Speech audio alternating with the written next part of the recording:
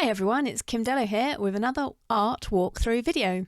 This week my video is part of the PaperArtsy and StencilGirl Blog hop, which is running across the 21st to 24th of December 2016. There is a giveaway open until the 30th of December 2016, so make sure you visit my blog to find out all the details for that. The art project that I'm going to walk through with you today is this piece, and I'm calling it Feather. It's made on heavyweight mixed media paper using layers, and as always you'll find a complete list of the products that I've used below the video. To start this project I'm going to add some texture to anchor the piece. So I'm gluing 3 strips of torn flyer paper, and it's the same flyer paper that I use in my junk journals, and if you want to know more about those I've got a whole video about them on my YouTube channel. I'm using the gloss, gold and regular gel and working on one end of a page in an A3 sized mixed media pad.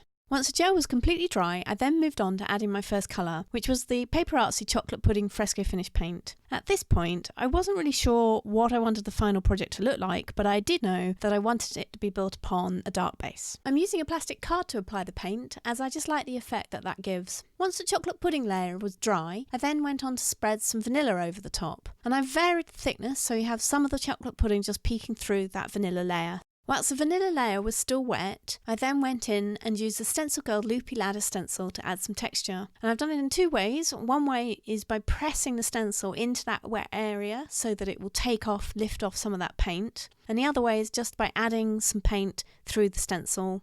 So I have 2 types of texture going on here. But you have to be quick because the PaperArtsy paint dries very quickly.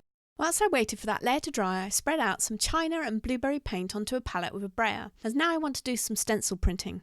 For this, I'm using the StencilGirl Circles stencil, and it's another wonderful large stencil. I could just have covered the whole thing to make my print, but I wanted to control which parts of the piece had the stencil printing, so I used it in sections, as you can see. I've put the background to one side to dry, and it's around about here in the process that I've worked out how I want the finished piece to look.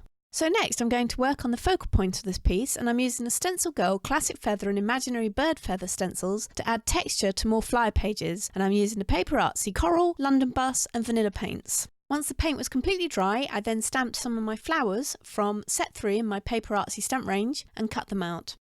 Back to the background now, and I'm going to block out part of it to use as a frame for my focal point, so I glued a rectangle of flyer paper with some gel medium. Once that was dry, I played with the placement of the stamped flowers and the imaginary bird feather stencil to get a good idea of exactly where I wanted to place them, before trimming the flowers down and gluing them in place with more gel media that I keep in this bottle applicator.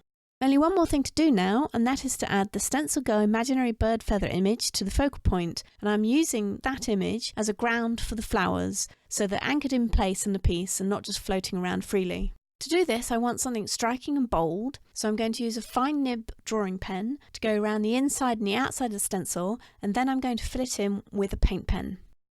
That's the project finished, and I hope you've enjoyed watching it come together. Big thank you to both StencilGirl and PaperArtsy for having me on the blog hop. And don't forget to visit my blog to find the details on how to enter the giveaway, which is open until the 30th of December 2016. Thanks for watching, and see you next time.